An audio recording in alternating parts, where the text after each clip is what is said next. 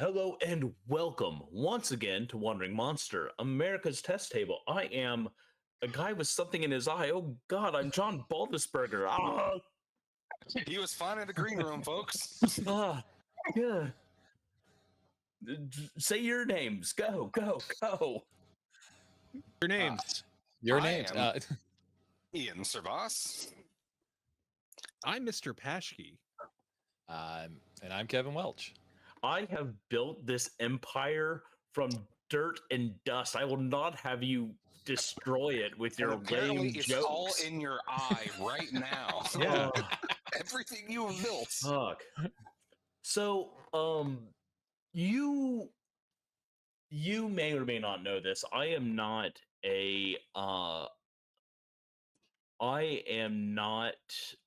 for a long time I had a lot of trouble putting my thoughts together in a coherent string, but You don't say. I did not consider myself a Japanophile because while all my friends were obsessed with Japanese animation, anime, manga, JRPGs, I was not very much into that stuff. It wasn't until I discovered Kurosawa and like Lone Wolf and Cub, the Shogun's Executioner, like the really gritty stuff that like really focused on like feudal Japan, that I really kind of started getting interested in media from across the other lake, so to speak. Anyway, I started doing research and I really want to write a book called Honor in Jingoku, which was going to be a Oni in hell serving a feudal lord, and like it was going to be samurai in hell essentially. And then I told my editor this plan, and she's like, "Oh, cool. And what connection to Japanese culture do you have?" It's like, I think it's neat. Maybe I am not the person who should write this book, seeing as I have no connection. And so I didn't. But in my heart of hearts, I fucking love Kurosawa. I love samurai media. The like samurai games. Ghost of Tsushima was something I put hours and hours into. And all them boxes. Oh, just following them foxes, baby. It just the newest Monster Hunter game kind of went away from the Western fantasy look and like took like all the monsters in the game are kind of based on yokai, and the armor is all more Eastern armor styles and weapons, and it's just super cool. You know, I was going to say also call out the fact that we've also played Yokai Hunter Society. We did play Yokai Hunter Society. Was that about a year ago? Yes, almost to the year. Yeah. So there's lots of cool stuff. I'm really kind of enamored. There's also some really, what's interesting is the Meiji era, the Meiji Restoration coincided with the like the end of the samurai era coincides with the birth of American weird fiction in the like late 20s, early 30s. And so you have Japanese authors who were like kind of being influenced by that wave of horror, like Lovecraft and Howard, writing weird fiction, but set in like late feudal Japan. And it's a fun fact: there was a 22-year window in which a samurai could have sent a fax to Abraham Lincoln. I was really hoping we could avoid that meme, but no, we cannot. I just looked it up because I was like, I need to fact check that before I say it on the media, because we have integrity here, Wandering Monster. Yeah, and integrity out the ass. Integrity, like not interrupting the introductory monologue. That's strike 2 for me today. Sorry. I'll say my third strike when you're least expecting it. So I say all of this to say that samurai kick ass. Like feudal Japanese media and stories are a lot of fun and very cool. I was just on here last week talking about how I like games that don't kind of feed into the standard Eurocentric stuff. So uh I think what I really want to do is find a game that you can play, you can play these figures from like these Japanese historical heroes, right? The archers and the samurai, and of course, like we can't talk about that without talking about the masterless samurai, the Ronin. I think that'd be cool to be able to play Ronin. Anyway, Ian, what are we playing tonight? So we are playing My Little Pony, and we are all. Yes. Friendship is magic. Ah, See fantastic. that's. I said I'd call say it that's Grumpy right. Doodle That was the third strike.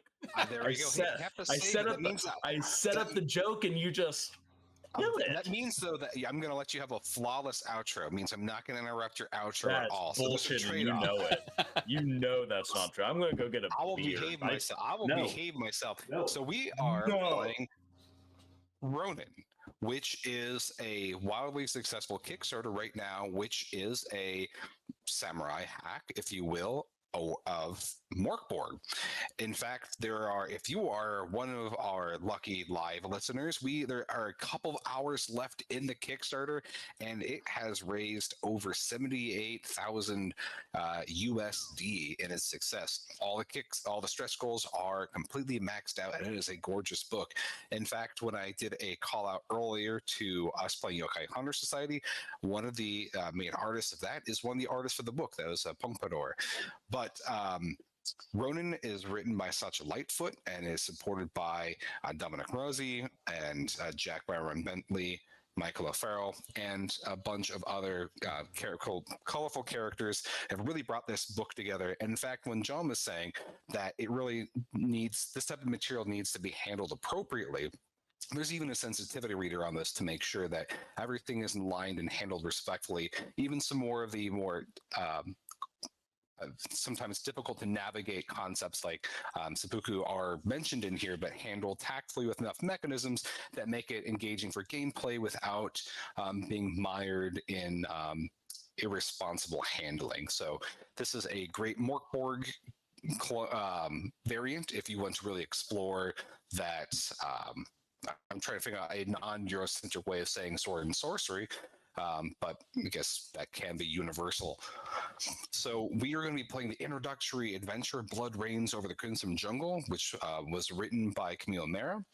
And why don't we let our colorful cast of characters introduce themselves, and we'll talk a little bit about the game and then get started. Okay. So since we're doing that, I think I might go first today because I'm Mr. Paschke, and not only that, but I'm also Charles Paschke. So, but tonight that's not me. Tonight I'll be playing Zen Shakamoto? Zen Shakamoto, or as the people who fear me call me, the Black Shadow. I'll be playing a drunken monk. The drunker I get, the more effective my fight style is. And yeah. Real question. Are you in real life going to be inebriating yourself to be fully in character? Are you method acting this really evening? don't know, Ian. Is that Red Bull? No, it's not. I couldn't tell. Yeah, I was like, that's an ultra. It's an ultra or it's a Red Bull. If it doesn't get us does in Mr. trouble, Paschke not know what a beer is? Mr. Paschke doesn't know what a beer is, but when you're hungover and you just want, to feel a little bit more comfortable, Mick Ultra. It's what I have left over in my fridge. And if you've never seen Mr. Paschke's chugging videos, he chugs like a champ. I haven't done those in probably 8 years. A week? You did one with the Mountain Dews, the hard Mountain Dews. Oh yeah, I did do the Mountain Dews about 3 weeks ago because I finally got to try them, and that watermelon is surprisingly the best one. That isn't surprising too much. So we have Black Shadow, followed by. I'm Kevin once again. My character is Michiko Okada. Sorry, this is gonna be rough. But people know him as Tiger of Hell. I'm playing in. Baller. Yeah, it's pretty dope. I'm going to be playing an Omni. I'm going to butcher this so hard. I'm sorry. Onmyoji, which is. Let me pull up the thing. It's according to the thing, a conduit of the spirit world. So that means I get to be messing with spooky, spirity stuff. Neat.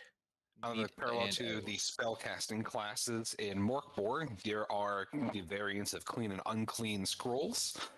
So we will get into that. beauty. Okay, it's John now.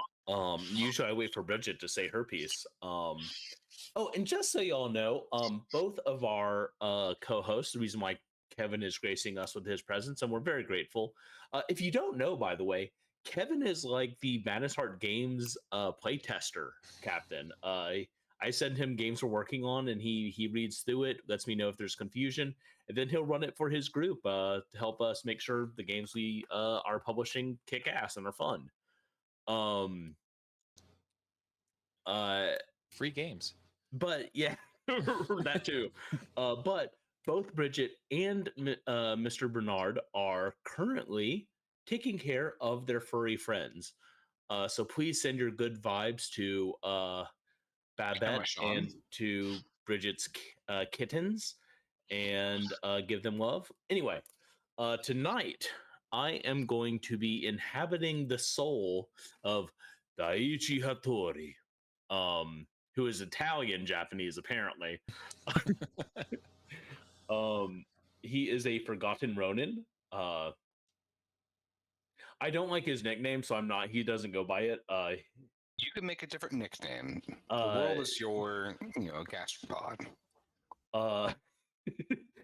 He's known as the opium. He is known as the opium tiger. Dope. Too many tigers. He's called the rubbish tiger.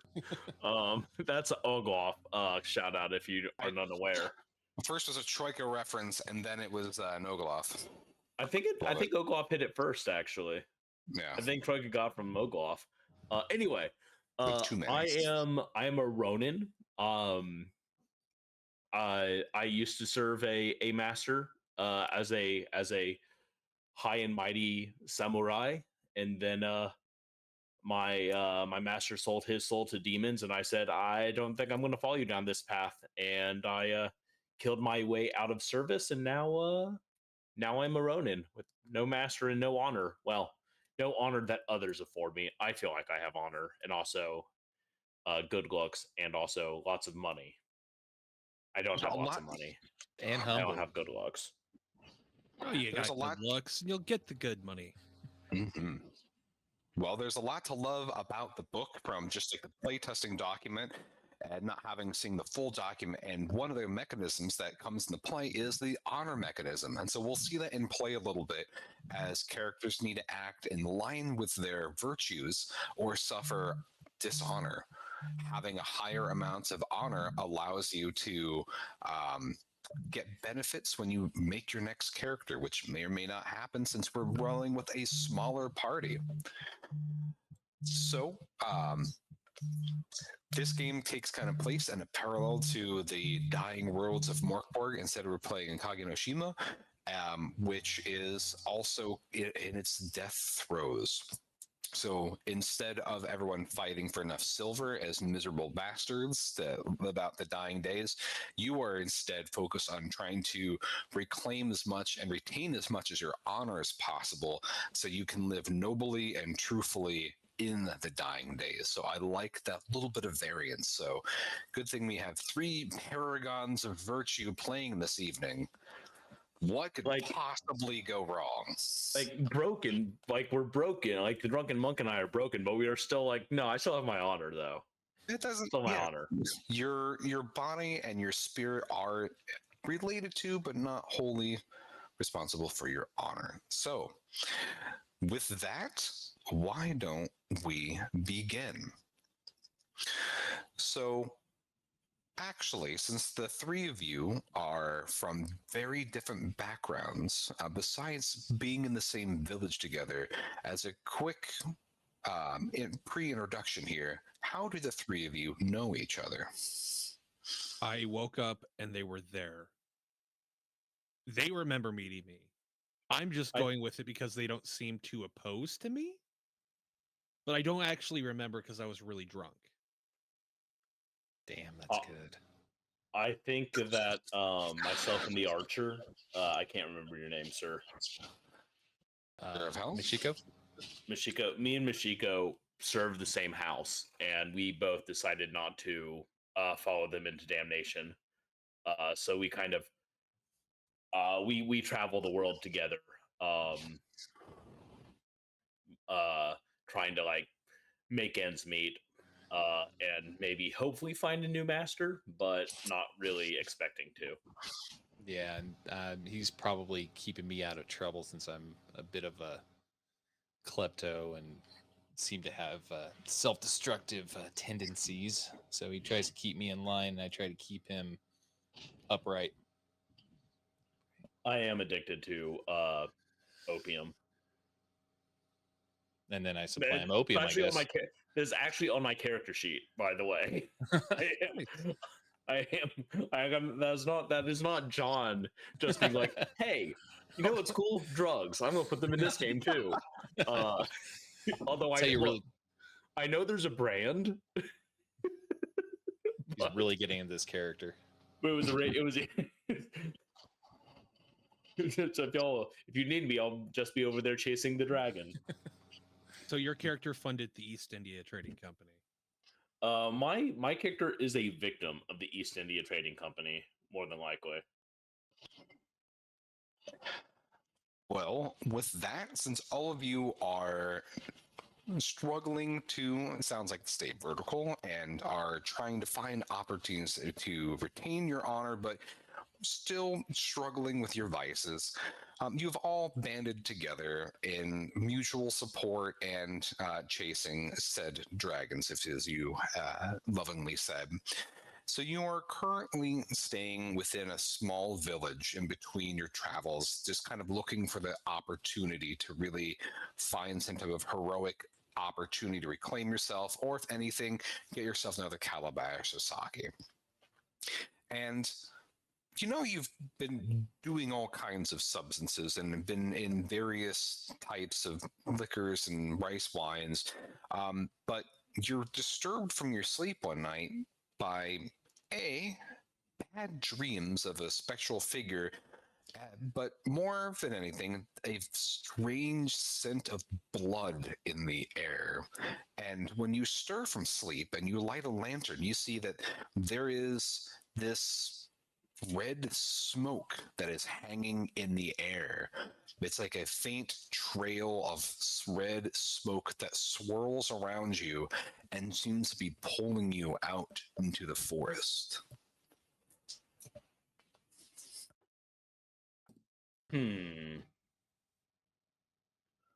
I am going to nudge the monk with my foot to try to get him up. Wake him up from his stupor. I don't. You. Who?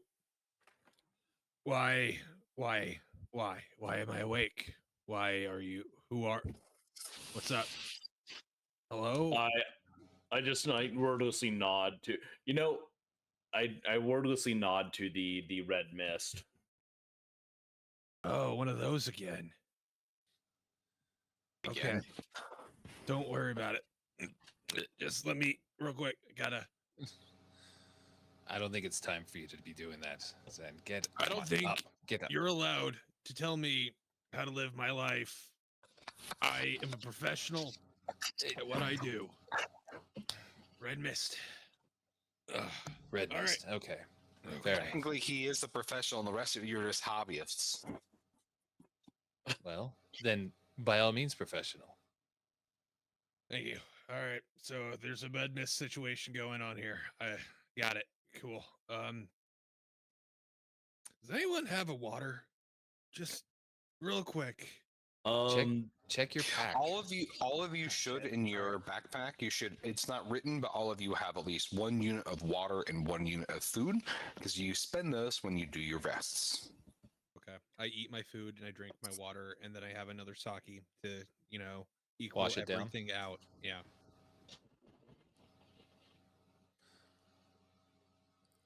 Is You the know what the red mist is? Can I do a roll to know what the red mist is? None of you are familiar with this per se, except for you. Do you want to be called Tiger of Hell or do you want to be called Mashiko? What was your preference? Mashiko's fine. Okay. If anyone, you might be able to kind of discern the spiritual essence of this. And you know that this is some form of summons, that it's from an otherworldly source. Okay. Not It's- malign, it's just how it materializes.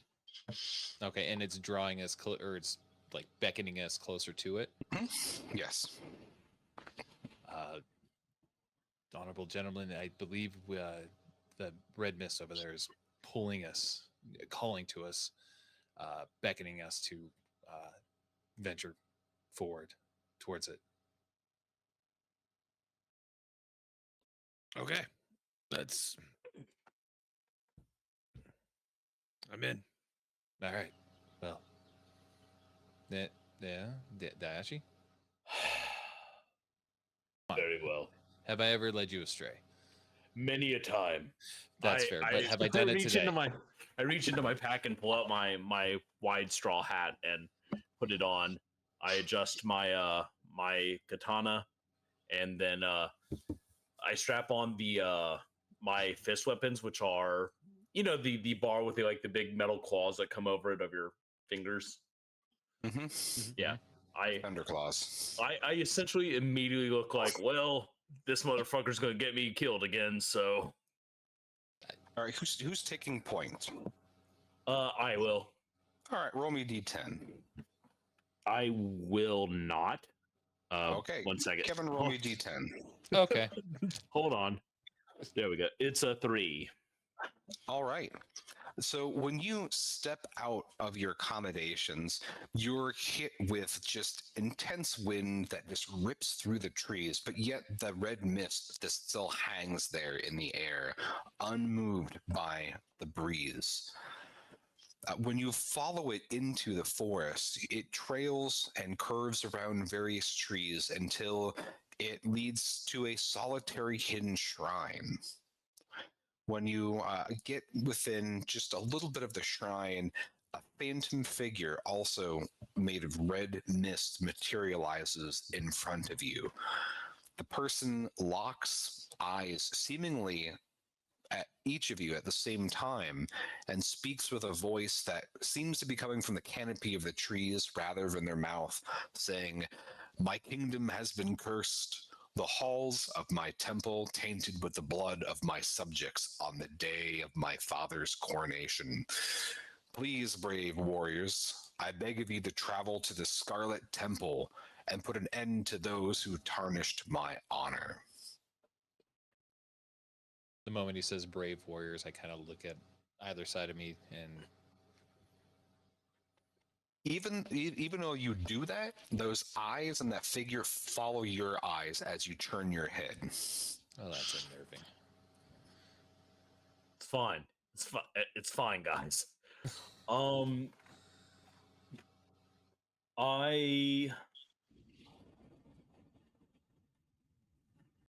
Where is your kingdom?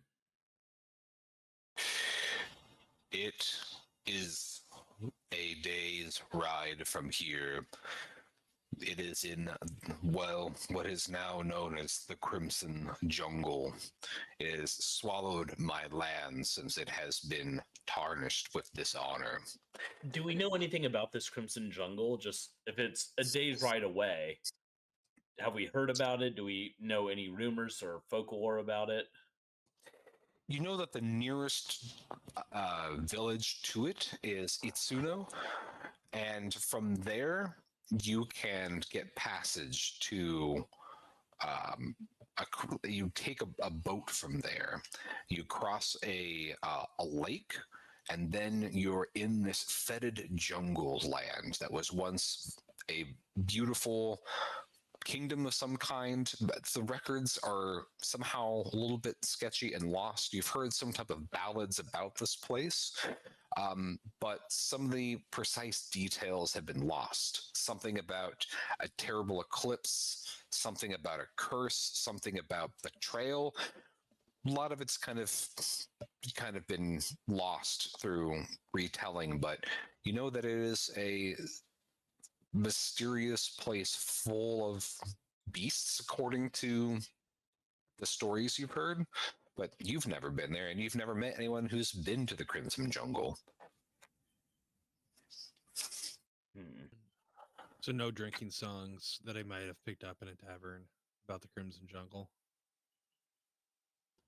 That is, make me a. Trying to think what would correspond to your drinking this. Why don't you make me a resilience check to see if you were sober enough to remember Okay. one of those stories?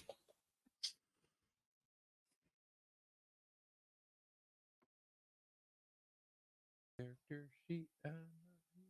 So for you, your bonus would be -2. So Oh, okay, that's great.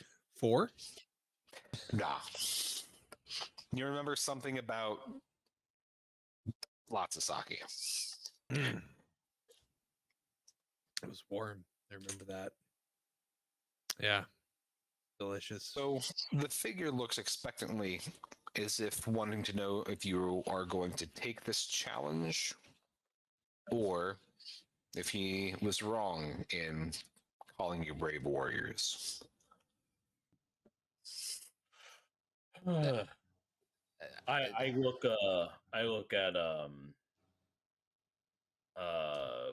the tiger of hell and kind of raise an eyebrow. I'll glance back over at Dayashi and kind of look back at the figure and like, what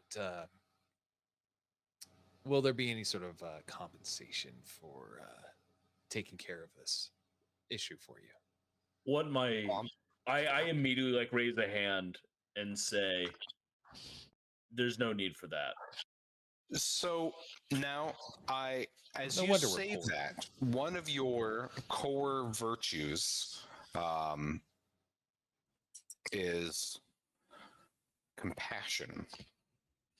So if you really say that to a creature from beyond this plane that is asking for your help, that is going to impugn your honor just a bit. Are you proceeding with saying that?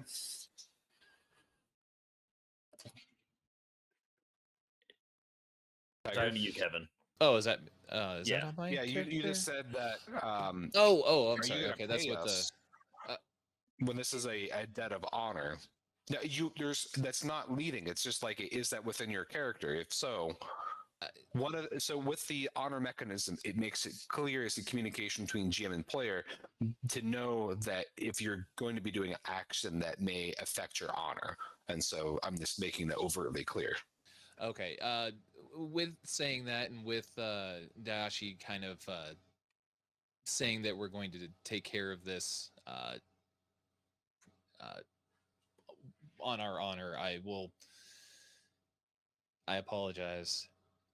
Yes, I We will can't free speak. your land from. We will free your land from the tyranny of its corruption.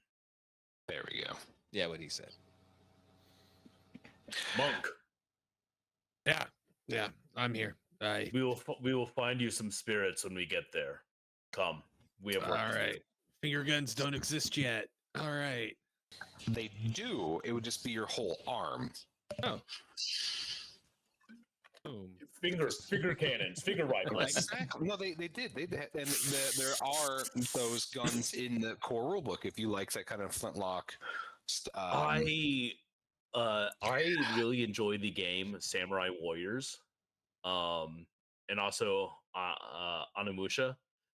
there was a game called Onimusha Tactics in which you could play heroes from certain conflicts, and the guns were fun. That's all I'm saying. All right, so yeah, Nice. appropriate. Cool. Oh, well, I mean, I guess I should be corrected that there is the I am terrible with pronunciation. Tagamashima, the pistol with a flint matchlock mechanism. So I guess you get one finger gun, then you have to fix and reload and powder. But all right. So with that, for sake of expediency, there is a montage of you going across this dark, windswept forest in the direction of the village of Itsuno, upon which you meet a young man who seems to know of your coming, known Miyaso. Gives you lodging, and then the next day takes you on a boat to the Crimson Jungle. The man is very somber as he pilots the boat closer and closer to the jungle. And when he drops you off on the shores, he tells you to good luck and that you'll need to find your own way back because this is a one-way trip. And he rows the boat back. So it is as you approach the island and the jungle itself, the sky gets darker and darker. In fact, it's just like there are dark clouds that have engulfed this place and putting this place into an even darker gloom the dying world was already put into. Whoever feels so lucky, roll me a d6. I'll give it a shot. Oh, nope, too late. Go for it. 5. Okay. So it is exceptionally dark, and you hear a whole panoply of strange insects and animals, creatures, chirping in the dark thick of this place. You can see that the plants and the vegetation have grown wild, and you hear various things stalking in the depths of the jungle.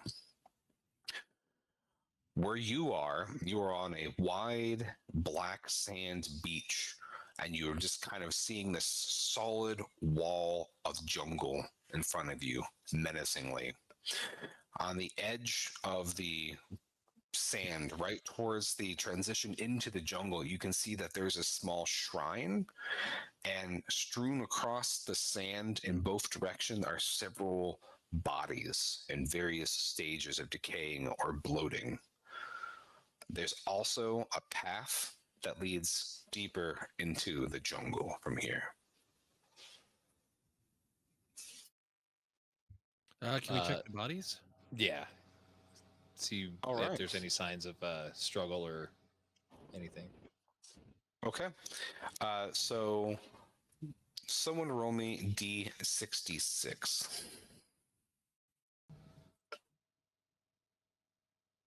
All right. 24. So the first corpse that you come up to is very bloated, and you can't exactly tell what was the cause of death. There are various animal bites, but they look to be kind of cursory. Is this edible? Next to the person's body, wrapped very carefully as to waterproof it, is a collection of valuable books. They seem to be very old. It's worth 100 ryu. So on one hand, looting bodies not great. On the other hand, though, like letting valuable knowledge slip away is also not super great. As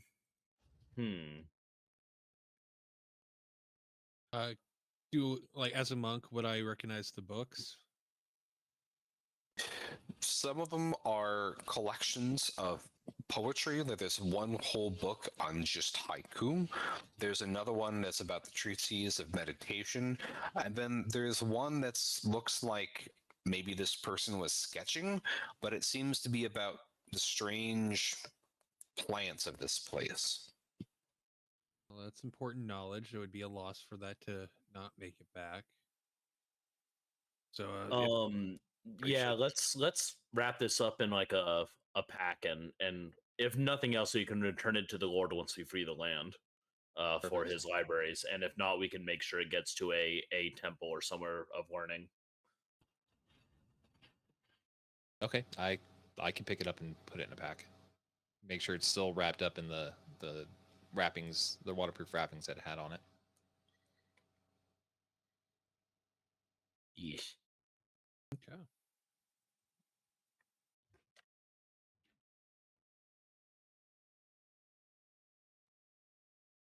So we move deeper then. Since we checked the body. So there are other bodies that you can look. There is a small shrine, and then just a little bit to the east of the shrine is an overgrown path that leads deeper into the jungle. What's the Is it- shrine to? It looks just to be a general shrine to the spirits of nature. Okay, I would Not take a moment. dedicated to a god. Part of my character's sheet says like harmony, I believe. So I would like take a second, like whatever bit of coin I have, I would make a deposit. I don't. Is that what they do? Yeah, an offering. Yeah, I would do an There you go. offering. Take the time to like light some incense and bow, maybe. Mm-hmm. Pour one out for Yeah. the spirits. Now, what you can do is there is a meditation function in this. If you want to spend an hour here, you can gain 1 honor and you get a +1 to stat checks for 1 stat for the next hour. Ooh. Okay. So if you want Yeah. to do that, Real time hour Um, though, right? So we're just gonna. This is the stream for the next hour. Yep, yes. yeah, And then has at to the be. end of the hour, you have to check the little meditation box on your character sheet. Okay. I won't put you on the spot, but when at various points in this game, when it comes to meditation and your reflection and your honor, there are mechanisms for writing and reciting haiku. If any of you so want to share a haiku after your hour of meditation here on the edge of the jungle, otherwise we will move forward. Thing you may not know about me. I am a licensed meditation teacher. I didn't. I fully expected you to say a kaiju poet. Okay, you should probably know that I've written more than my share of poetry, but yeah, I did study Japanese poetry, and interesting side note: Wrath James White takes a lot of the inspiration when he writes poetry from Japanese verse. But yeah, And as a quick correction, your benefit is better than I mentioned. It's not just for an hour; it's for the rest of the day. So choose after your meditation if you want +1 to your vigor test, your swiftness, your spirit, or your resiliency. In the meantime, I need one of you to roll me d4. I'll roll it. I like Okay. dice. 1. The end of your meditation as you're getting ready to transition back to the corporeal world, you hear the sound of this, a cricketing sound of 1,000 insects that drones out everything else. And then you hear a twig snap and everything goes back to this kind of eerie silence. Like it was more silent than it's been so far. Okay. On the shrine itself, you said there's like offerings and like incense and stuff that's burning. Yes. I'm gonna kind of keep an eye on these guys real quick, and then if once they're not looking, I'm going to lick my finger and my thumb and put out one of the incenses and put it in my pack. Absolutely. how wooed. Well, I mean, it says Well, steals. it's his negative quirk. I can still call it rude. Yes, I was going to say it is a dishonorable thing to take it from a shrine, but you just got an honor for meditating, so it's a bit of a wash. But I appreciate your dedication to your character. Maybe the Absolutely. incense will come in handy later. So When I'm now lighting all of my you, opium. exactly. So all of you have had chance to meditate, and so that path deeper into the jungle calls you forward. As you take this path deeper into the jungle, there are hundreds of beautiful flowers of all colors just sticking out from various crags in the path. Somehow at the base of trees, you couldn't see any of this brilliance and beauty from the outside, and you see that some of these things are within just hand's reach. I need all of you to roll me a d8. I got a 2. Okay. 8. I got an 8 as well. 2 and 8. So the flowers or plants you see the most are gray orchids with petals that are as sharp as daggers when you get too close to it. In fact, what was the final moniker, or what should I be calling your character, John? Hattori. Hattori, okay. You even get some cuts across your shin from just how sharp these petals are. They look like they're soft, but they cut right through your pants. And the two of you see clusters of pretty flowers, but they kind of hide these giant human-sized Venus flytraps that seem to be tracking you as you take this path deeper into the jungle. Baller. It opens into a small clearing into the woods. And from here, you see a couple of things that get your attention. And you start to kind of feel that, your hackles rising a bit. You see a hollow in the ground, and you see the road forks into two darker paths within the jungle. To your left, you can just see something that looks like I don't know, copse of trees, maybe a grove, and far kind of twisting in the dark path to your right, you see outcroppings of rocks. It's kind of hard to tell in the gloom.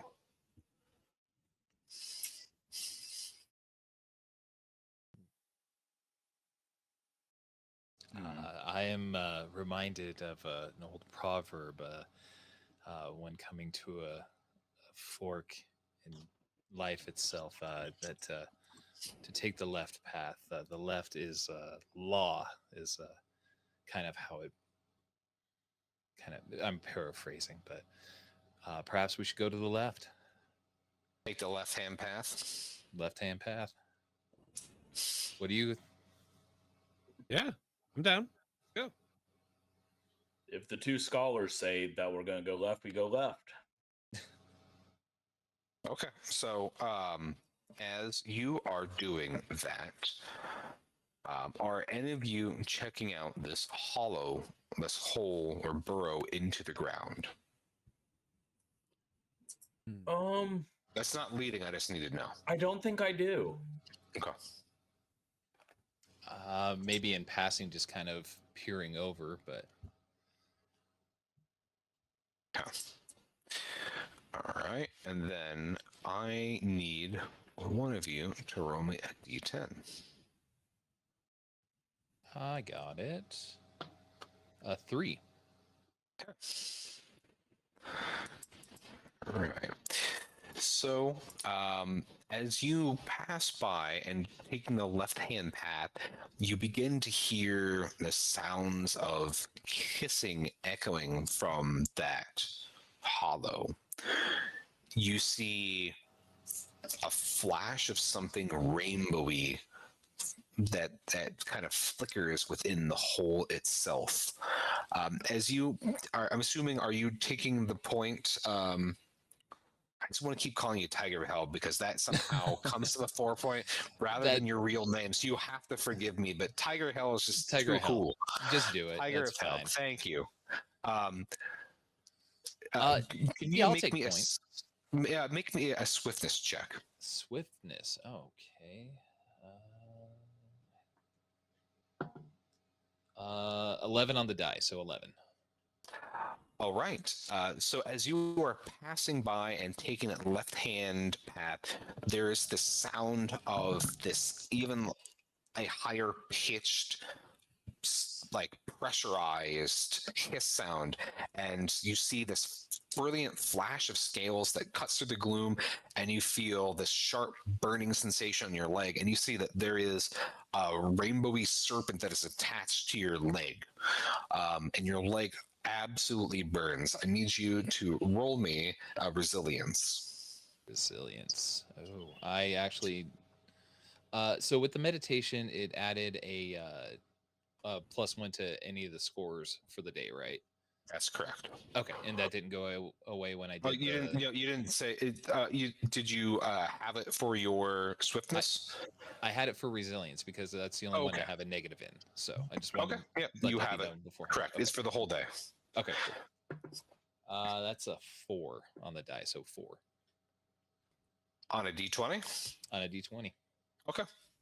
Normally, when someone rolls that low, there's like 5 minutes of bargaining that happens and explaining of how the die roll happened. I'm not saying any of us in the show does this, but it's just. All right. So the you feel your leg begin to just swell. The serpent slithers off into the jungle, and you see that your leg is just squirting out blood and like very viscous venom that's running down. So you take D4 points of damage from the bite. Okay. So that is not good at all. So that's 4 points of damage from the bite and 2 points of damage from the venom. Oh, so that's 6 altogether. Yeah. Oh, I am down. All right. So you are down. So this is kind of this odd thing. You say left-hand path, something there's good about the left-hand path, and then you just basically drop like a sack of rotten rice as this serpent comes out of nowhere. Now, you're not dead yet. So your companions, you see your friend drop, and their serpent runs off, and there may be more serpents in that nest. You're not exactly sure. How do you navigate the situation? Myself? No, I said your companions. Oh yeah, Okay. I was gonna say I'm not doing shit. Yeah, you're occupied at the moment.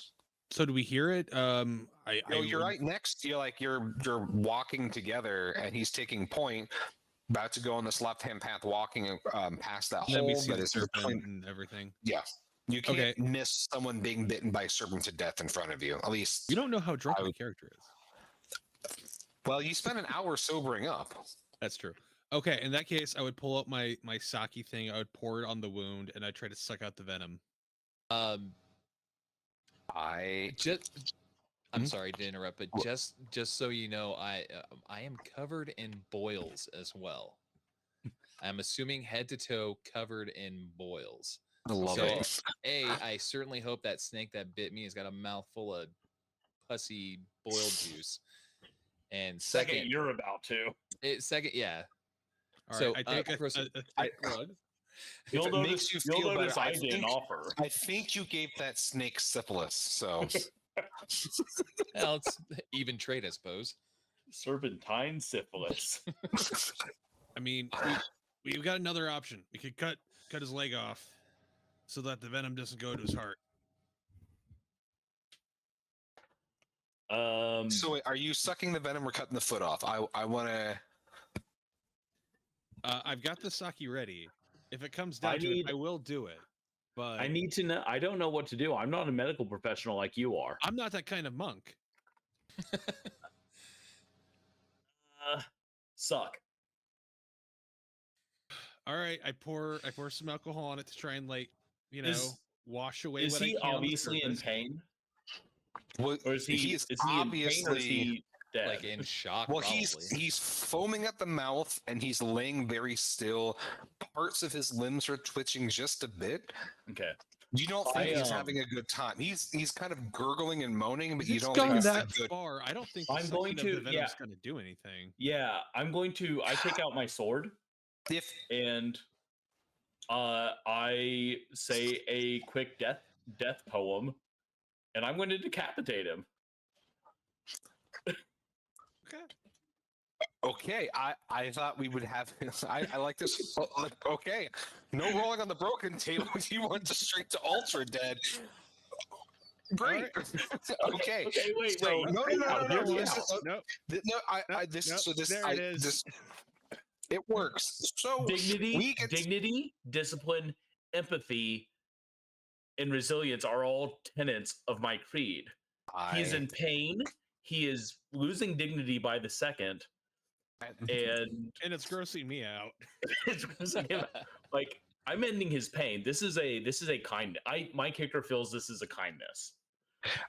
You're not wrong at all, and this gets to showcase one of the other interesting rule sets is that when you die, you can be resurrected. Normally, this is usually explored through seppuku, but it can also happen for other situations. We have a short time period here, so we'll make this as a quick montage. So, Tiger of Hell, you find yourself actually in hell. You were first looking at these very strange plants.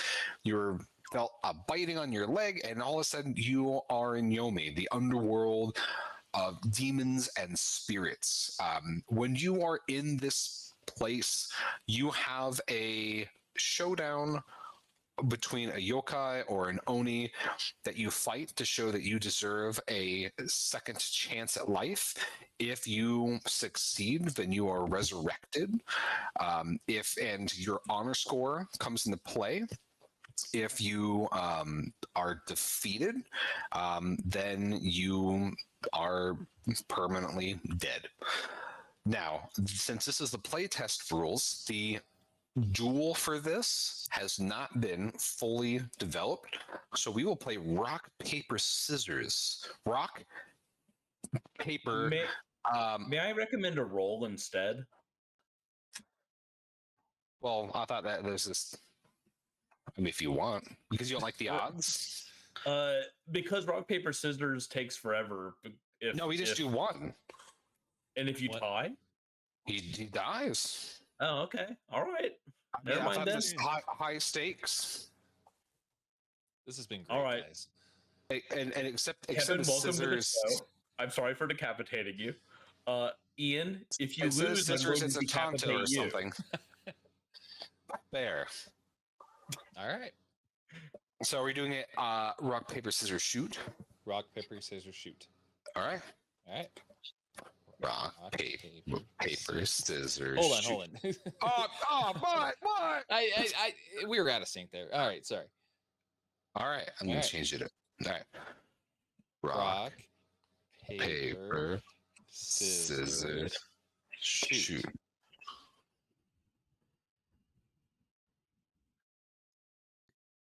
All right.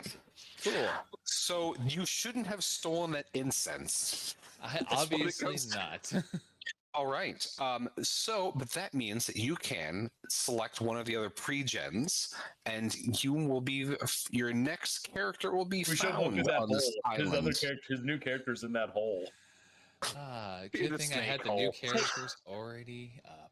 Hey, audience, if you are a long-time listener to this show, would you mind maybe chiming in and letting me know how many player kills I've done?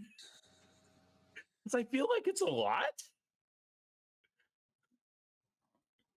I feel like I've done I've done some bad. Yeah, so in hindsight, rock, paper, scissors, when you're dealing with remote and the lag of cameras, definitely is not the ideal, but I, in my head, thought it'd be something fucking tell you. dramatic.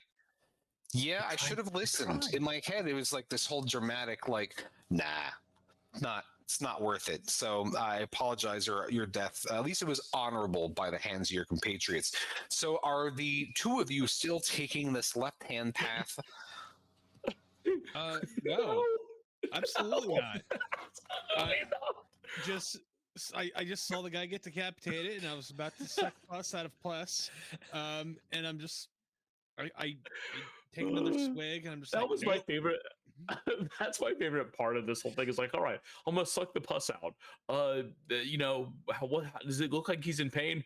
Oh no, he is foaming at the mouth and trembling. Oh, I'm not gonna put my mouth on him then. Actually, I got bit higher. Closer, closer. Disco. harder, Dishonor, harder. dishonor, Damn it. dishonor on you, dishonor on your cow. I'm already Press dead. X to dishonor.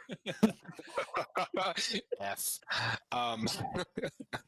All right. So you're going to be going towards the right-hand path then. Is that what I'm hearing? Yeah, that's what we're doing. Okay. Or just Just I, take I that guess for a we win. like, I don't know, cover him with like a branch. I don't know. I cover him in snakes. Okay. I mean, Are you? If you're going to be snake handling, I'm not. okay. We'll take the time to dig him a very shallow grave, and As you dig a shallow grave, you step back to say a few kind words, and Get hit you by a snake. see the ground trembling, and there's this sound of a thunderclap, and you see this giant Venus flytrap like creature just gobbles up his body and just sinks back down into the earth, and you hear crunching sounds. he's one with nature now. There's nothing more we can do here. That's the circle of existence. Which is kind of awesome because one of the tendencies put a I have a hand- respect for nature. So I put a hand on the monk's shoulder. You are very wise. We turn around and just walk away. I honestly have no clue who that was. we've been friends for years. Oh wait, I'm dead. I was the best man at your wedding. I was at a wedding recently. So you take this right-hand path, and you see more of that razor-sharp orchid plants, knowing not to touch them, and you find yourself on this winding path that leads into a grotto. Somehow, even though this whole place has been mired in preternatural gloom, there is a strange shaft of moonlight that illuminates this, and you can see that it's covered in vegetation, and there are strange rock formations. The path goes deeper into the grotto. I'm going to kind of look, just kind of try to peer through the branches and the grass and see if I can find maybe a ancillary character who we might stumble upon. In the Wow, grass. you don't even want to make me have a poetic entrance for one. So That guy again, over there or to the left. so. All right, you do see a strange person that is busily harvesting the various fungi that are growing on the cave walls and collecting it into a basket. We see me. That is crazy. Okay. As it is the first person who isn't a snake or a Venus flytrap we've seen here, I'm going to approach. We're not dead. I mean, everyone we've seen on the sound so far is dead. That's true. Kevin, who are you playing? I am now playing Rio Malto, or known as a Warrior of Thunder. Ooh. It's What's the class? Bakudo. What's a Bakudo? I don't know. I haven't pulled that up on the. That's the problem with like authentic Japanese terms for things is like I don't speak Japanese, y'all. This is it should encourage you to learn. That's so your character class is a crafty sword with loaded dice and a silver tongue. They'll charm you with their words and bleed you dry with their cards. So they're a master of deception. So they're kind of fulfilling that kind of roguish element. So probably explains why you were harvesting potentially psychoactive or at least or hopefully edible fungi. I'll take that chance either way. So the three of you make a alliance of convenience, safety in numbers, and all of that, and agree. Oh, sorry. Oh no! By all means, I was giving a little of a fast forward just so because we're limited on time. But if you would like to, yeah. if you'd like to do as a quick role play, by all means. Very nice to meet you both. I'm assuming I know your names. Have either one of you found a small snake? I know it's kind of weird. It's a jungle. Oh no, here he is. Hey, is that pus in your mouth? That's Your snake has syphilis.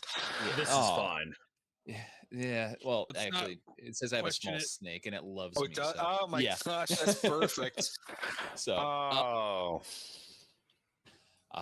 what are you guys doing here? We are attempting to free a kingdom from the shackles of death and madness. I'm in. Let's go. Perfect. I love it. You know what? I like part of like John Balderson was like, "Hey, really?" But my samurai was like, "Of course you're in. It's the honorable thing to do. Like, why would you not?" Well, it's either that or be by myself in the middle of the jungle, and I don't want to die alone. I heard blood curdling screams, not more than 100 yards that way. Don't worry about that. No one will know. Oh, I Okay. need two of you to roll me d4s. I'm gonna roll this time. Oh, I did Dude. bad last time. Maybe I should sit out. Kevin, I you got wanna a roll? 2. I have a 2 as well. All right. So, as you are traversing the winding paths that go deeper into a cave system, you first come across, I'm assuming one of you has, the moon is able to come through various odd shafts that kind of reflect into this place, giving a very kind of liminal appearance to everything. You see a pool of what looks to be like a blood, and there are 5 bats that are busily lapping up the blood. They don't seem to have any interest in you. Is there a visible source of the blood? Have you been on this island long? Sorry, what was your name again? What do we want to call Hattori. your character? No, I'm sorry. I was going to say Kevin's character. Oh. What's Oh. your? Because you have your kind of your nickname and then your character name. Which would you be prefer to be addressed as? I'm obviously gonna go by Warrior of Thunder because Okay. Thunder Warrior. Thunder Warrior, Thunder Pants. Underpants is pretty good. Feel good about that. I was going for the I guess 20-30K reference. All right. So how long have you been on this island? Have you been more than a day? I'm gonna say probably more than a day, roughly. Okay. About a week or so. Just kind of. So you're familiar that it's kind of in irregular times that this place rains blood. That's why this place is called the Crimson Jungle. And on the days when it rains blood, every creature in this place goes berserk and this goes into a attacking frenzy. So that explains the pool of blood. Unless you were just killing someone down here, that explains the blood. Should I throw his head in there? Did you keep his head? You kept his head? You didn't tell me that. No, I didn't keep his Are you head. I was like, where did you Hey, keep that head? And just pull it out. Does this guy look familiar to you? this is there's going to be one other person to watch this show that gets this reference, but it's like the head of the navigator from Monkey Island, where you use the head to navigate a cave system. Anyways, I've been keeping it in my prison pocket. What can I say? Got a good head. Yeah, well, I haven't had any complaints, and now I'm dead. So the bats, and I'll explain to them, about the blood, the raining blood, and all that stuff. Do the bats seem to? They haven't taken notice to us, but do they seem to get agitated? It's from your time here, it's just when it rains, when things get rained on. You Not don't so much the think blood it, itself.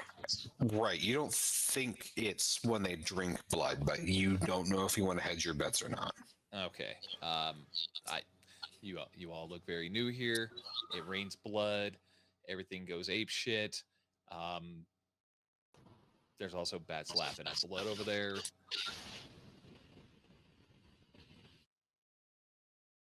Lots of blood. There's Have we figured out where the blood comes from other than the sky?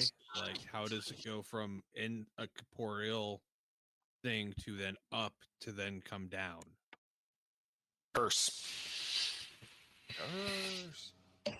Wait, what do you mean about things going up and down? Well, so Are you a witch? I'm a monk. I It's mean, kind of witchy. Kind of witchy. We need to look. Normally, guys, John would love to spend 5 hours here in this one area looking at this one puddle of blood.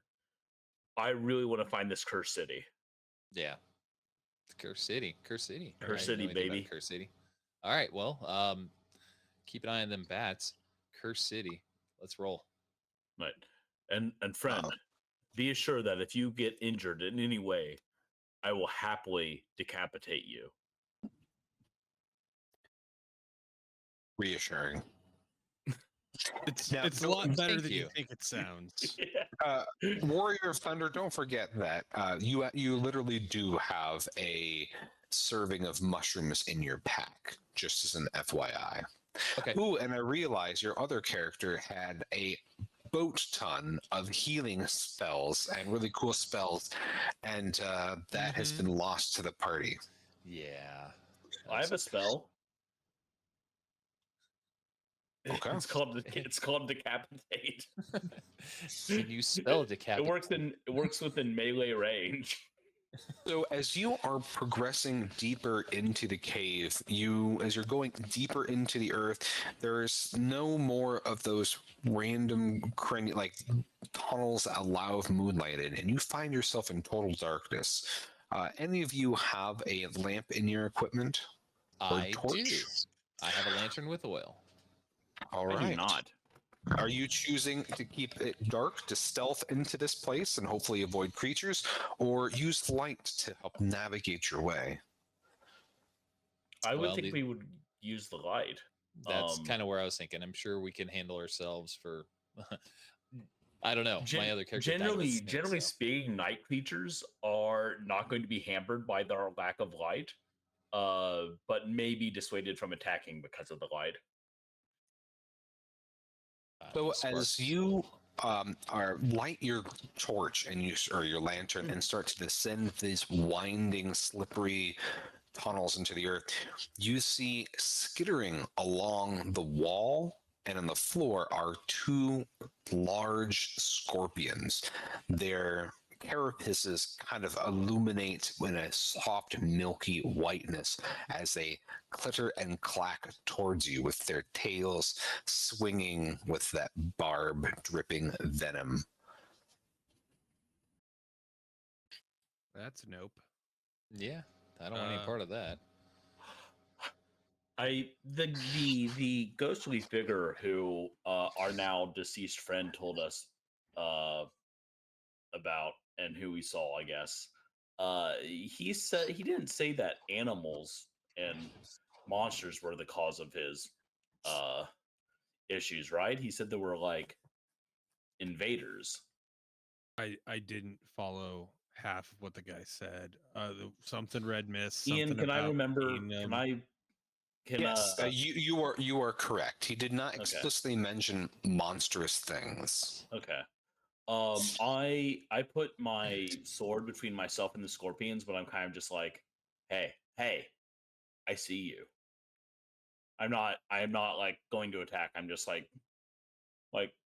if you're cool, I'm cool. we don't have All to- right. Well, that is Okay. Are they cool? That is very interesting. Why don't you roll me 2d6? Okay. While I'm rolling these 2d6, did you know that if you splash alcohol on a scorpion's back, it will sting itself to death? That is because they are low water critters, and alcohol will pull the water out of them and drive them crazy with pain. Well, And now just in case anyone who has alcohol on them, I rolled a 4 and a 1. Ooh, that is perfect. So, as you try to soothe these creatures, they instantly go into a rage and click and clatter their claws and advance towards you. Okay. can I Well, spit alcohol onto them?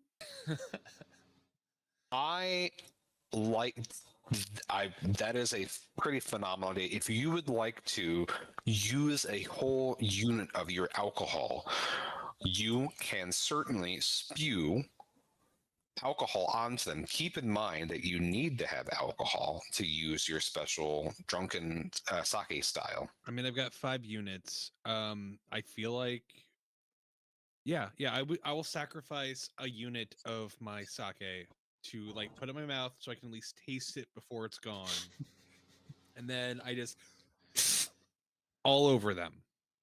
To I Jerry style.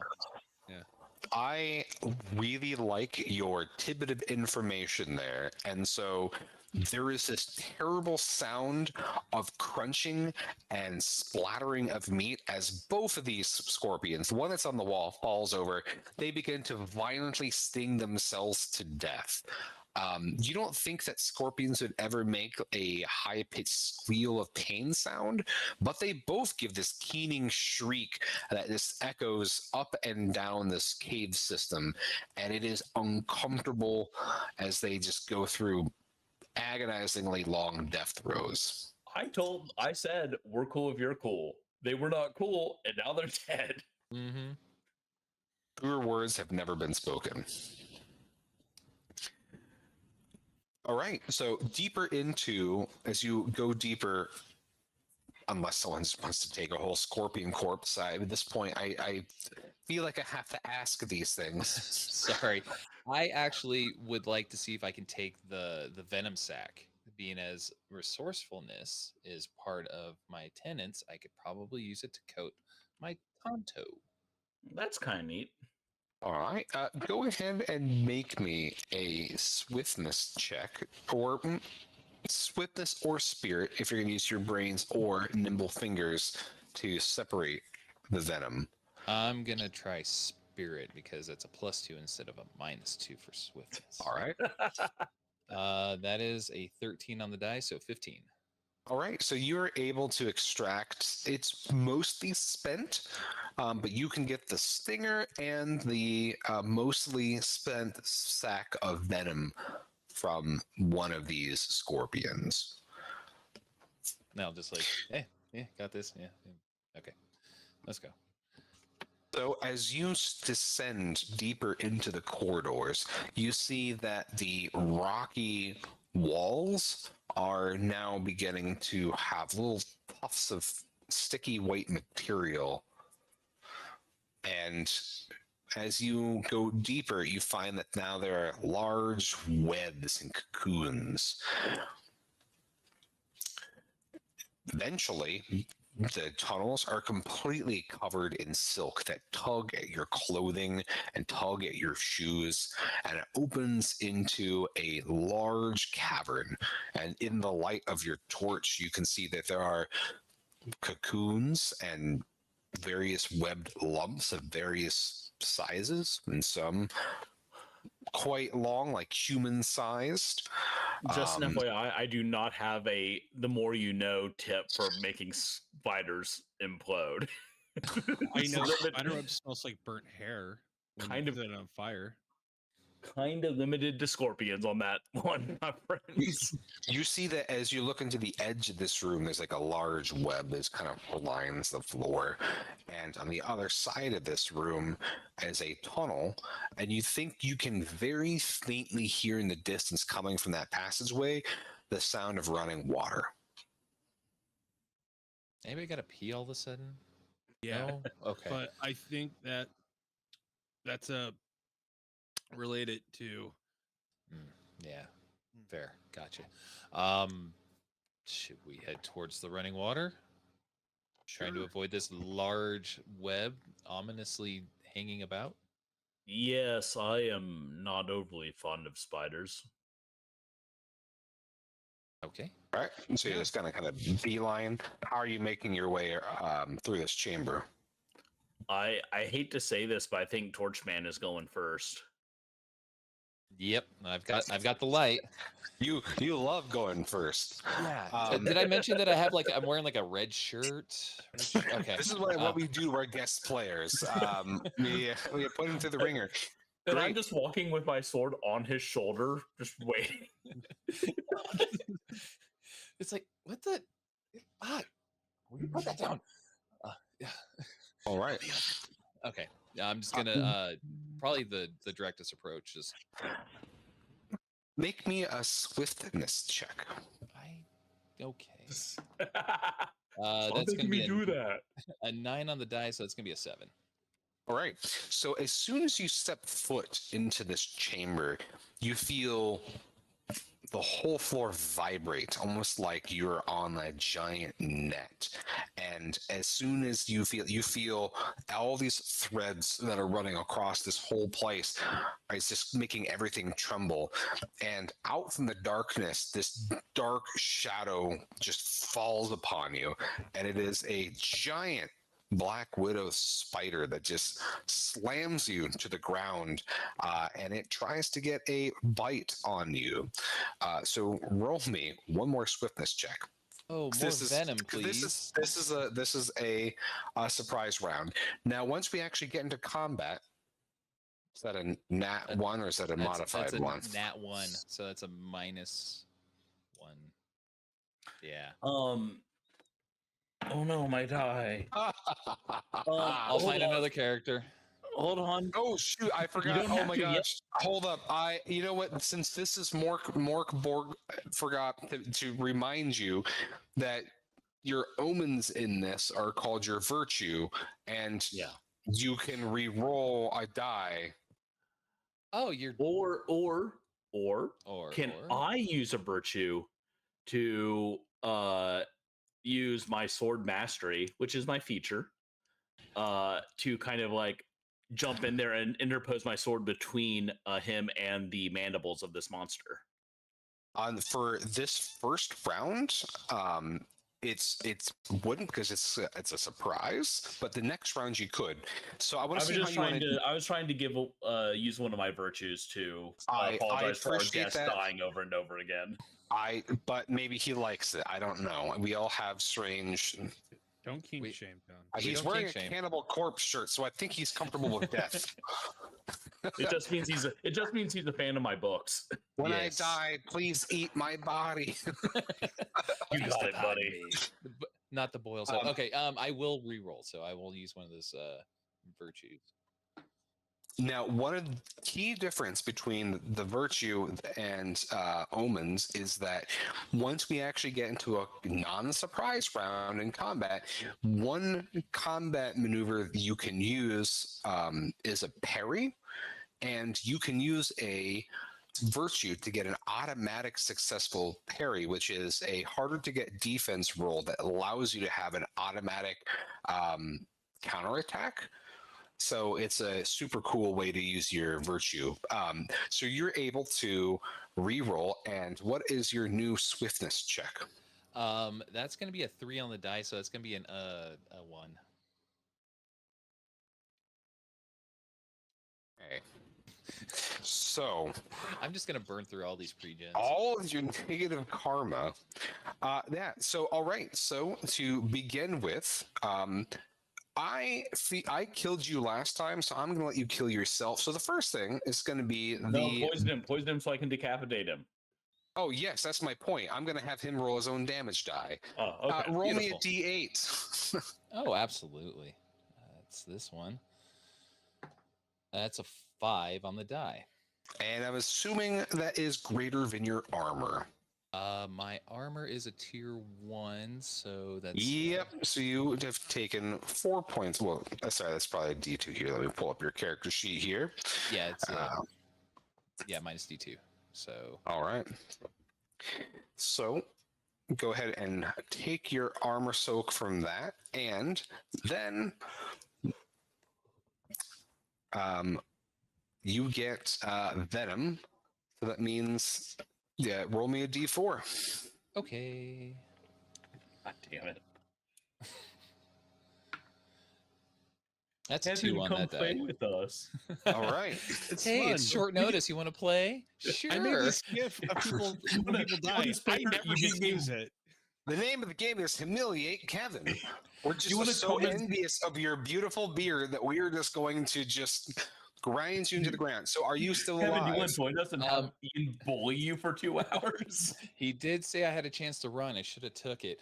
Okay, so it was 5 points. I didn't roll a D2 or no. Okay, so Yeah, you could just roll a D4 and then do Yeah, one. Yeah, so that's 1. So that's 4 1 point of soak. points. Yeah, Yep. so that's 4 points of damage, and then I rolled a 2 for your venom. So that's Yeah, total 2 for 6. the- So you're at 1 hit point. I am at 1 hit point. I am feeling woozy.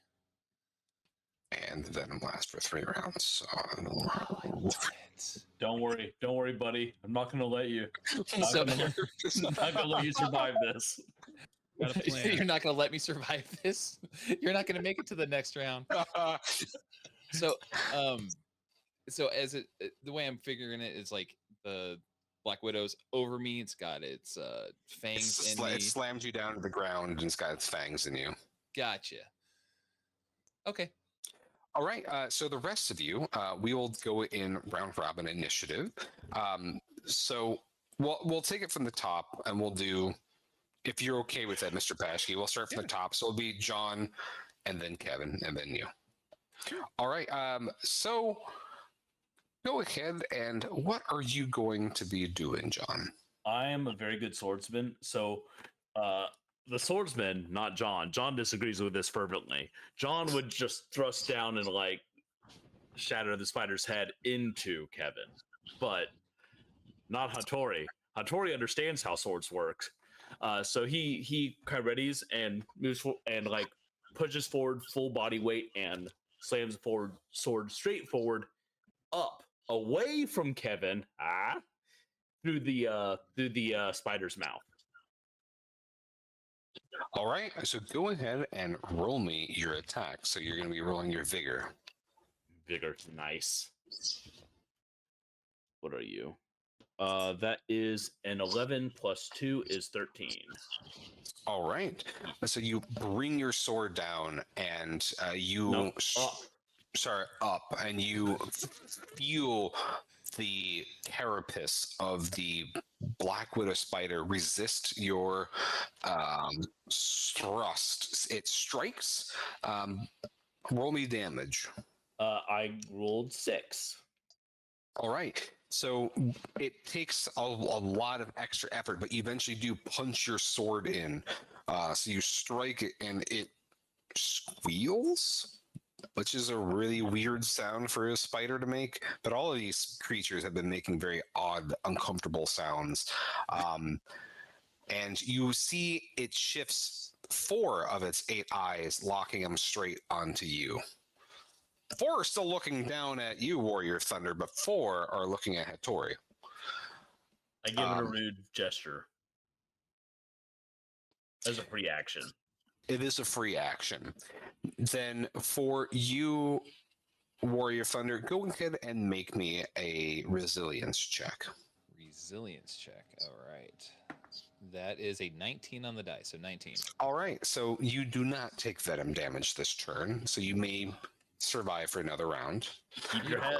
So you are underneath this giant spider with 1 hit point. You are feeling frail. You're getting a little bit drooly from the corners of your mouth. What do you do? I'm going to pull the Tonto out and try to stab it into its head, where all the fangs are, and the venom and the death. Absolutely. I'm going to give you a +2 circumstance since you're underneath it and you're using a smaller sword. So I think that would give you advantage to that. Beautiful. So that's a vigor roll. That is vigor, correct? Okay, so it's 13 on the die. I've got a +2 on vigor, and then another +2 because you're a gracious host. So that's. I mean, you're also probably going to die in a round. I mean, I don't know. Yeah. 17. 17. That strikes. Roll me your damage. That's a D4, and that's a 2 on the die. All right. So you bring your sword up. You are feeling so weak that all you are doing with your Tonto is just making scores through its thick carapace, but you haven't punched into its meat. You see its jaws with a little bit of your flesh still like on it is starting to close down like it's going to go in for another nice bite.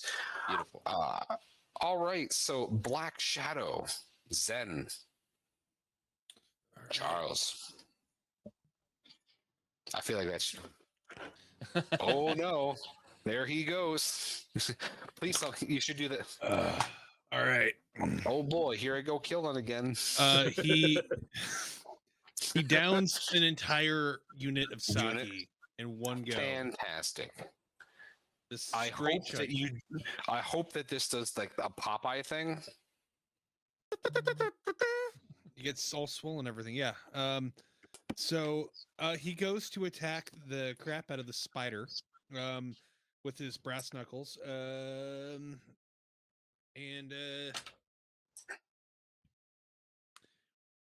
So I drank an entire thing of sake, right? And I would like to think that the scorpion venom on the Tonto, right? The short little blade, not the full katana, right? That's soaking in, right? So when I go up to hit him, the spider that is, it should be it's weakened, right? So I should make His sword didn't punch through, but you it couldn't scored probably. it. It scored it. Scored it. Yes. So, with So the two I your rolled state of should work. inebriation, do you think that you could just one punch kill this spider? Yeah, You just have the one punch. confidence of a god. Yeah. All right. So, go ahead and make me your vigor check. So, keep in mind that now your vigor is considered to be a +3. What was the thing that you used your meditation on before? I used it on my -2 stats, so now it's only a Okay. -1. Thank you for reminding me. Yeah. All right. All right. So I rolled a 17. Oh, fantastic hit. Roll me your damage. What is the damage die? So for you, that's D6. Legitimately forgot. I apologize. No, brass knuckles are new. Yeah. All right. So I rolled a 3. So you think you can one punch auto kill the spider, and you are so hopped up on sake, you fervently believe it, and you punch it, and it's just like punching an iron kettle. It just your fist clangs against it, and it does not seem to penetrate its carapace.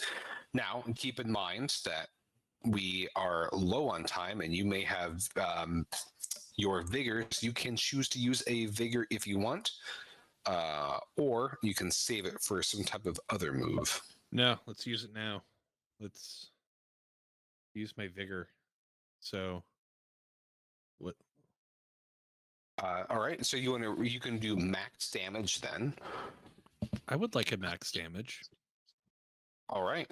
So you punch, and there's a sickening crunch sound as you punch it, and some of the spiders just leaks out of it. Its legs thrash, and it rips clumps of thick, sticky webbing and kicks it various directions. And that does make it roll for morale. All right.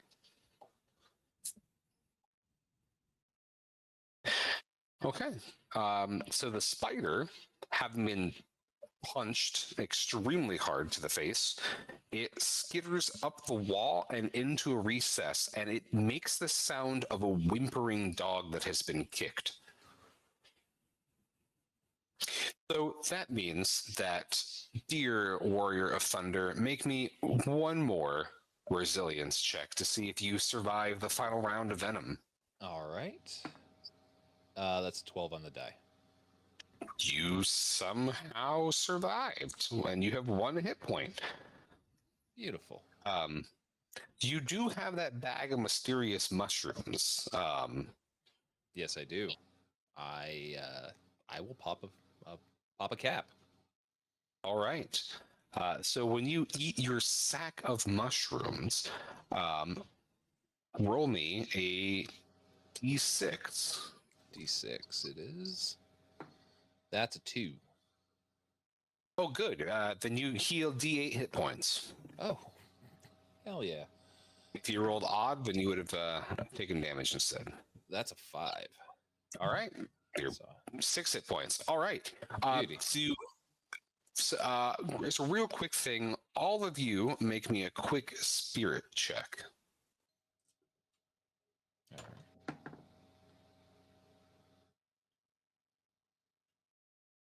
I got 13 on the die, and so that's a 15 for me. Okay. John, you're on mute. You're still on mute. I know you're doing that. Yeah, I got 11. 11. And Zen? Dirty 20. All right. So you catch it first, and you see that a lot of these, after the spider being punched, these cocoons, some of them are twitching, and pupae or larvae are beginning to squirm out of them. And there's something weird sticking out of one of these sacks. Okay. You think it's a scroll. I would grab that. All right. You're like, some of these larvae begin crawling up your arm, and it's just really gross.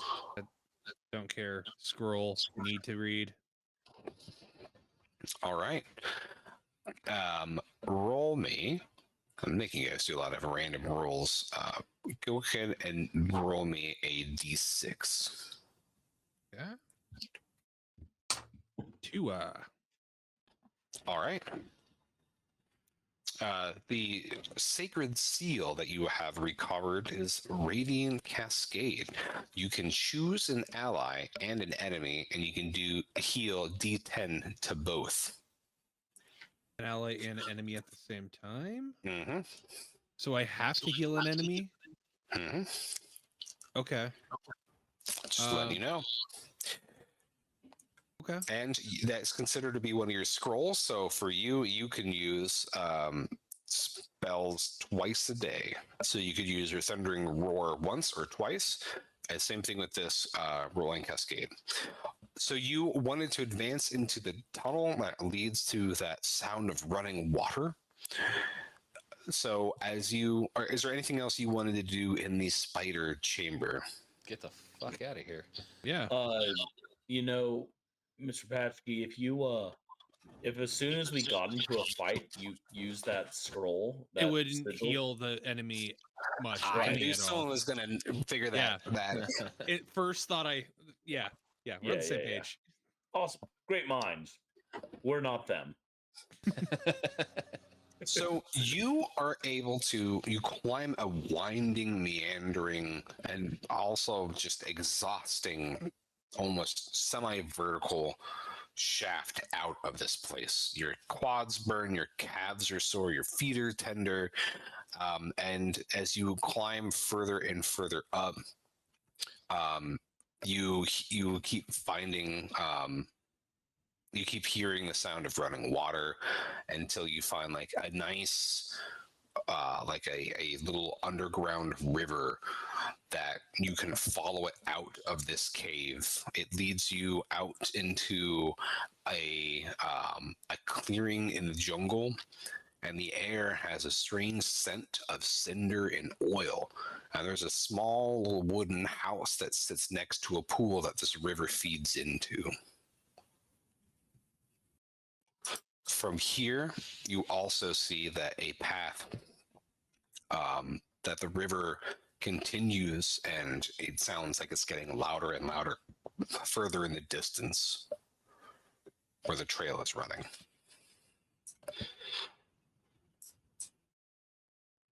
You said there was a house?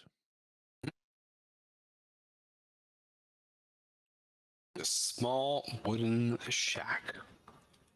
You can tell that it's odd that the plants are not growing anywhere near it. Well, I mean, that's kind of you know, on one hand, like evil keeps the plants at bay. On the other hand, the plants are kind of fucked. So maybe good keeps the plants at bay. Either way, I'm going to go knock on the door to that shed. All right. So when you knock, a feeble voice echoes from inside, saying, "Pay the price." And you see in the door frame there is a small silver chalice carved into it. Fill the chalice with beast blood to enter.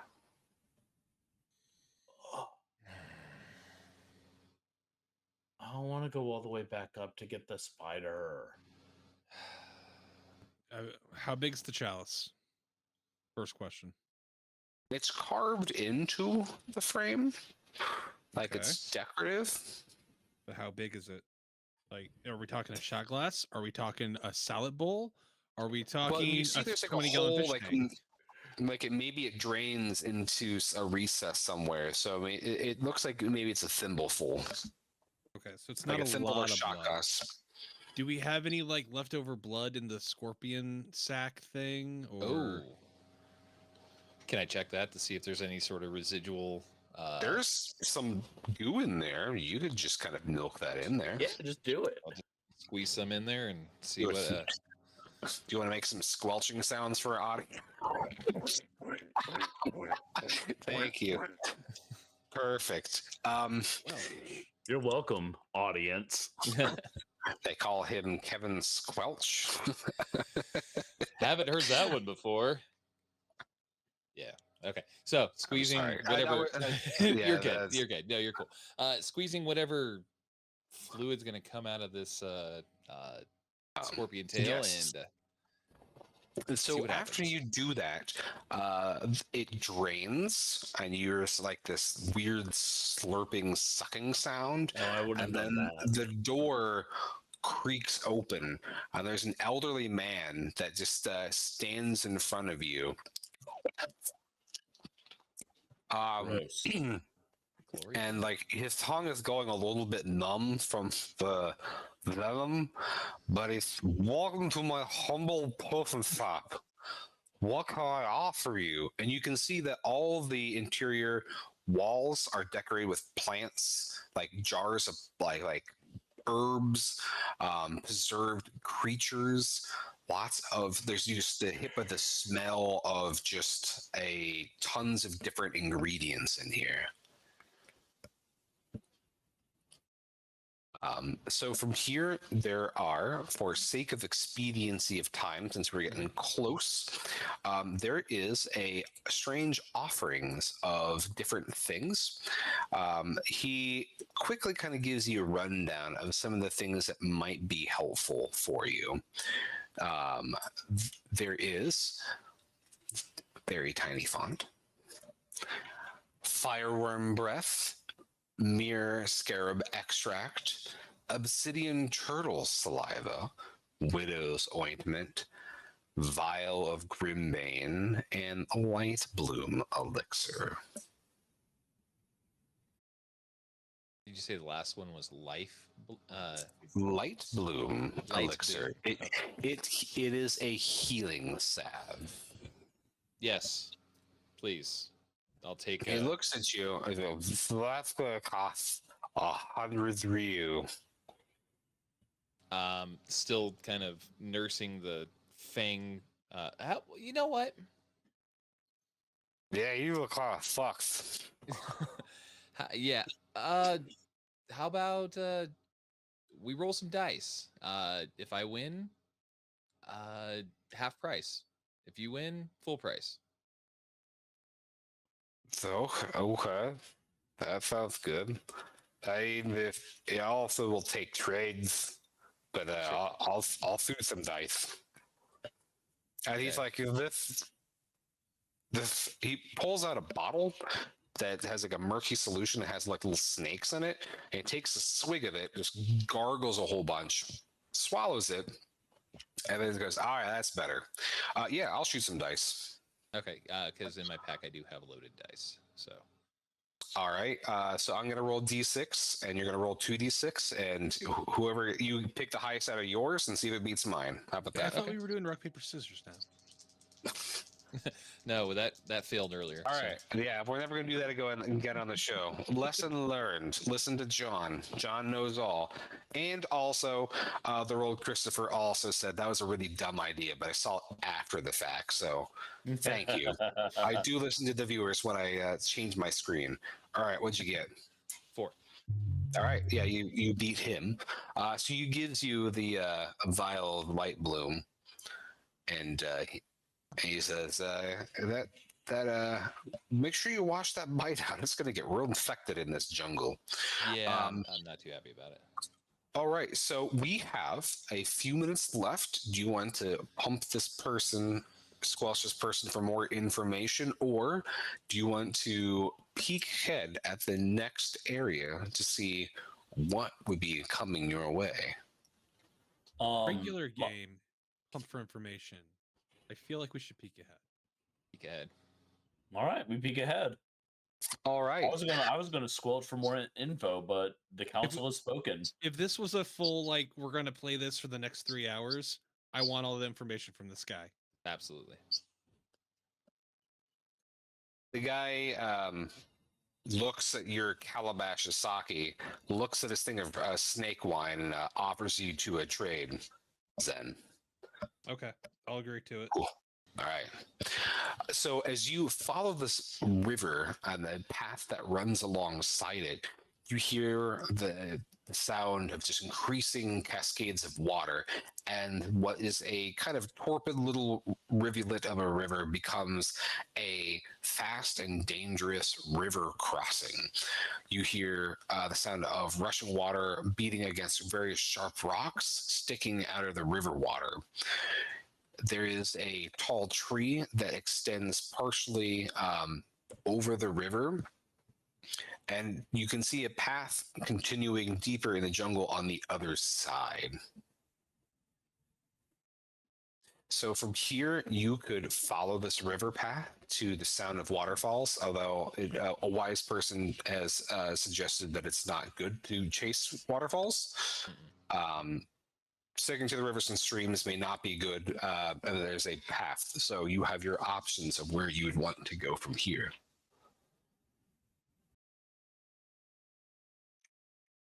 Rivers and lakes that we're used to.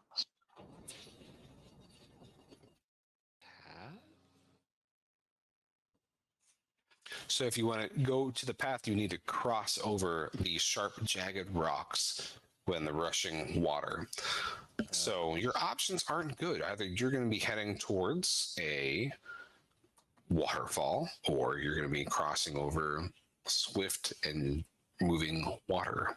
I vote heading for the waterfall. Now I'm with you guys. Waterfall sounds good to me. My thought is that the waterfall might be at the top of a cliff that would get us see over the jungle and like see what's up. Oh, you know what? I am mistaken, because the path that you need to take that takes you to the waterfall is you do need to cross over. So I should be mistaken. You would have to cross the river. I just looked at the map. No, you lie. You just want us to die in the river. All right. No, I thought it was a fork. No, I thought it was a fork. Ian, it's fine. We send Kevin across the river. Yeah, yeah, Oh, buddy. You're doing great. We really appreciate you coming out. You're truly a friend of the show. Cross the river. I fan. love that. I will head Yes. across the river. And All I think you right. probably need to make a swiftness check. So, yes, I do need you to first make me a swiftness check. All right. Are you swimming over this, or are you Yeah. Frog Yeah. jumping. How frog jumping? No. Yeah, I'll try to swim across. That's 11 on the dice, so 9. 9 total. Okay. total. So you slip and you take D4 damage. All right. For the next 6 rounds. No, but That's 3. as you are bleeding in the water, you start to see frothing coming against the current in your direction. You see tails slapping in the water. I cast my healing spell. So, as a montage here, you cast the scroll. Actually, first, I want you to make your spirit check because I want to see if you cast like one of those arcane mishaps in this, known as Kami's vengeance. 16. Okay, you're fine. So yes, you see very overly toothy fish jump out of the water and is followed by multiple. And you first cast a healing spell on your friend, and you see his wounds seal up, and then you see a pack of bloodthirsty piranhas beginning to close in on him. You can hear downstream the sound of some beast being shredded alive by these piranhas. And that is where we'll close, leaving the audience curious as if dear Kevin is going to survive the piranhas. I stand above Kevin on the rocks with my sword ready to decapitate him. I just go limp and just kind of just wait, brace for impact. You start singing like Sarah McLachlan.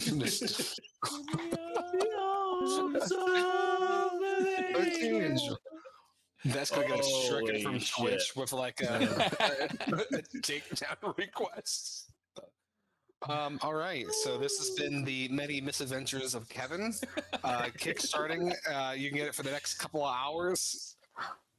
A big thank you for the Ronin cast for sharing their game, especially Sacha for entrusting us. Sacha Lotfoot, who's the designer of the game and the author of the adventure. Again, is Camila Mera. So yeah, this has been a blast. Like I said, I really like Japanese, like especially like samurai and martial arts themed characters. And this is chock a block full of it. One of the things I really love about the title itself is that Oni is kind of a different color than the rest of the words, so it like pops out, and it's real cool. So I'm very grateful that we got to play this. So a couple of announcements. We released The Trick by Douglas Ford. It is out on Amazon and Madness Heart Press now. Douglas Ford is an incredible kind of like bizarro folk horror author. He won the Literary Nasty Award this year for Little Lugosi. And The Trick is out now. Next Sunday, we are releasing Everyone Dies Famous in a Small Town by Mr. Wrath James White himself. And the weekend after that, of course, we have Beautiful Darkness, a collection from Jay Wilburn. The first Saturday of June, I will be at Austin Comic Books and Games. Nope, Austin Books and Comics. There we go. At the Staples Gaming Expo. Roland Coons and I will both be there. We'll be demoing Odd Gobs, Dungeonator, and Mork Borg.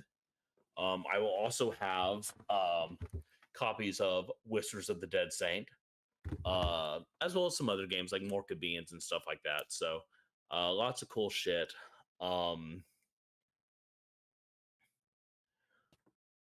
Sorry, my mind is a little scattered this day for reasons, but I want to encourage you all to check out Bog Wizard, our opening music and closing music.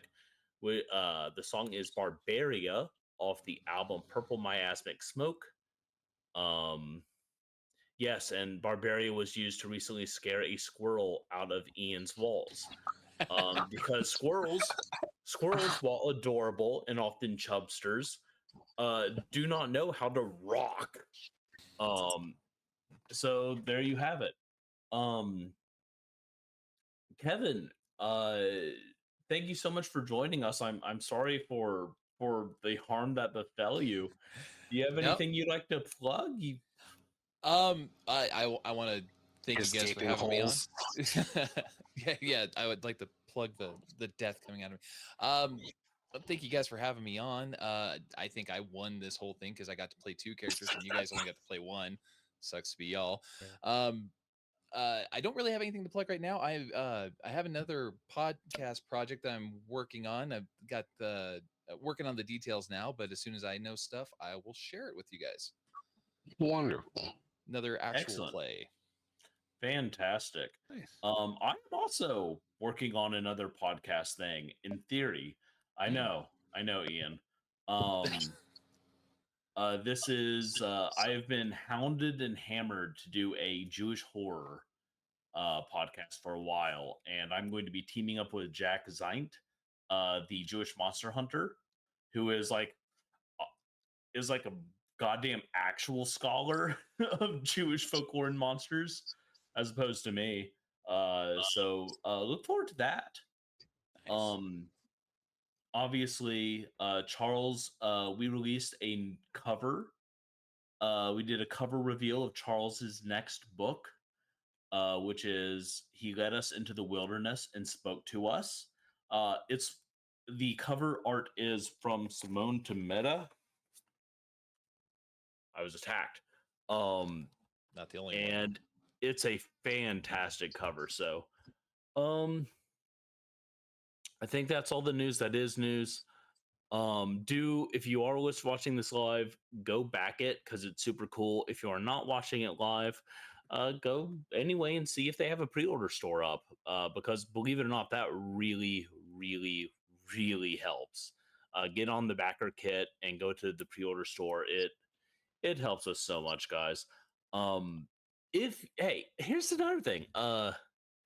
If you read one of my books, if you buy one of the games that Ian has worked on, leave a review. Hop on DriveThruRPG or Itch or Amazon, wherever you buy it or wherever you want to buy it, and leave a review. Like, I can't. Amazon won't start showing my books to people until they have 50 reviews, good or bad. Like, if you hate it, say you hate it. Like, be honest, because that helps me grow. But like, writing reviews exponentially helps us, and that's just my soapbox right now. Please read reviews of things that you enjoy. That's all I got. Friends, thank you so much for joining us on this consensual journey that we call Wandering Monster. I have been John. There's something in my eye, Baldisberger. Sir Boss, apparently I have a vendetta against Kevin. I'm Mr. Paschke. I'm Kevin, and I hate all the animals that Ian throws at me. We will be back next week. Until then, maybe train your dog to attack Kevin. Can only hurt Kevin.